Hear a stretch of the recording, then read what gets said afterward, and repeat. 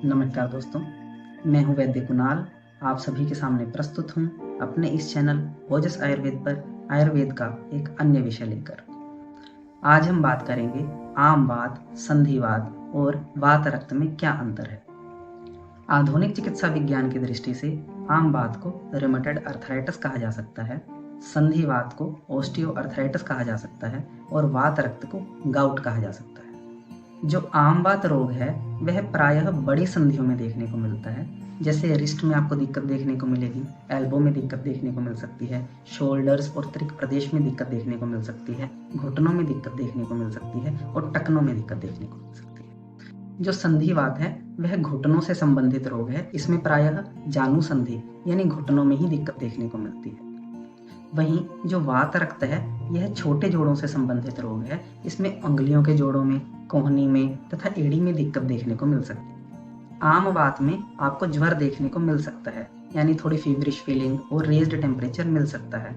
वहीं संधिवात में आपको ज्वर देखने को नहीं मिलेगा और वात रक्त में आपको ज्वर देखने को नहीं मिलेगा। आम वात में आपको शूल, शोथ और स्तब्धता देखने को मिलेगी, यानी कि जोड़ों में दर्द हो सकता है, जोड़ों में आपको इन्फ्लामेशन देखने को मिल सकती है और जोड़ों में आपको स्टिफनेस देखने को मिल सकती है। वहीं जो संधिवात है उसमें आपको जोड़ों में शूल और स्तब्धता देखने को मिल सकती है, यानी कि आपको वहां पे दर्द मिलेगा और स्टिफनेस भी मिलेगी। जो वात रक्त है वहाँ शूल, शोथ और स्तब्धता तीनों देखने को मिल सकती हैं, यानी कि वहाँ दर्द होगा, वहाँ इन्फ्लामेशन मिलेगी और उस स्थान में आपको स्टिफनेस, यानी कि लेटर स्टेजेस में जब वह थोड़ा पुराना हो जाएगा तब वहाँ पे आपको स्टिफनेस भी देखने को मिल सकती है। जो आम वात है उसमें आपको हृद गौरव, यानी कि इस एरिया में आपको थोड़ा भारीपन देखने को मिल सकता है। यह भारीपन आपको संधिवात और वात रक्त में देखने को नहीं मिलेगा। जो आम वात है वह प्रायः त्रिदोष जन्य है, यानी तीनों दोष प्रकोपित होते हैं, लेकिन प्रधानतः वात, कफ और आम दोष के कारण यह रोग उत्पन्न होता है। जब शरीर में चयापचय ठीक प्रकार से नहीं होता तब आम उत्पन्न होता है। वह आम वात तथा कफ के साथ मिश्रित होकर जब जोड़ों में चला जाता है तब आम वात दोष को उत्पन्न करता है। वहीं संधिवात में आपको वात प्रधानता देखने को मिलेगी, यानी जो वात दोष है वही प्रधान रूप से प्रकोपित होगा। वात रक्त में आपको रक्त, पित्त और वात दोष की विकृति मुख्यतः देखने को मिलेगी, यानी कि इस रोग में रक्त भी दूषित हो जाता है, वात भी दूषित हो जाता है और पित्त भी दूषित हो जाता है और ये तीनों दूषित होकर जोड़ों में जाकर शूल, शोथ इत्यादि को उत्पन्न करते हैं। जो आम वात है उसमें वृश्चिक दंशवत पीड़ा देखने को मिलती है, यानी जैसे बिच्छू ने काट लिया हो वैसी पीड़ा देखने को मिलेगी। जो संधिवात है उसमें शूल और स्फुटन, यानी कि दर्द के साथ साथ जोड़ों में से टक टक की आवाज आएगी। वहीं वात रक्त में आपको मूषक दंशवत पीड़ा देखने को मिलेगी, यानी जैसे चूहे ने काट लिया हो वैसा दर्द होगा। आम वात शोथ प्रधान रोग है, यानी इसमें आपको मुख्यतः इन्फ्लामेशन देखने को मिलेगी। वहाँ जोड़ों में सूजन होगी, वहाँ बहुत तीव्र पीड़ा होगी, वहाँ पे आपको लालिमा देखने को मिलेगी, वहाँ पे आपको थोड़ा गर्म महसूस होगा। ऐसा आम वात में देखने को मिलेगा। वहीं संधिवात में अस्थि संधि क्षय, यानी कि degeneration in bones and cartilage, यह देखने को मिलेगा, यानी कि उस स्थान की जो हड्डियां हैं वह घिस जाएंगी और उनके घिसने के कारण वहां पे टक टक की आवाज आना और दर्द होना जैसे लक्षण उत्पन्न होंगे।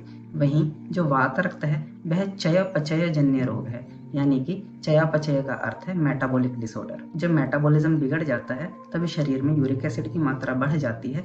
इस कारण से आधुनिक चिकित्सा मत से वात रक्त रोग उत्पन्न होता है। अब जानते हैं स्नेहन से किसमें लाभ होता है और किसमें हानि होती है। स्नेहन का अर्थ है तेल, घी इत्यादि से मालिश करना।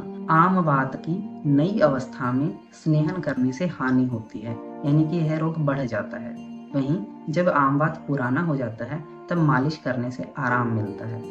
जो संधिवात है उसमें मालिश करने से बहुत लाभ होता है, यानी कि आप मेडिकेटेड ऑयल्स की मालिश कर सकते हैं और इससे आपको फायदा होगा।